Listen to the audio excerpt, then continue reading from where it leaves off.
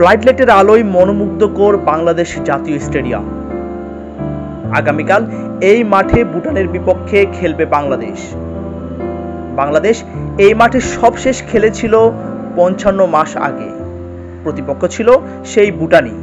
এরপর শুরু হয় সংস্কারের কাজ।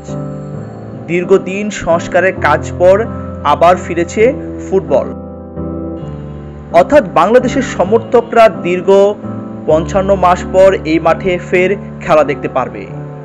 আর ভুটানের বিপক্ষে ম্যাচ দিয়ে ফিরতে পারেন, দেশের মাটিতে অভিষেক হতে পারে হামজা চৌধুরী, ফাহমিদুল ইসলাম এবং সমিত সোমের। এই জন্যই ভুটান এবং ১০ তারিখ অনুষ্ঠিত হতে যাওয়া সিঙ্গাপুর ম্যাচ নিয়ে উত্তেজনা তুঙ্গে।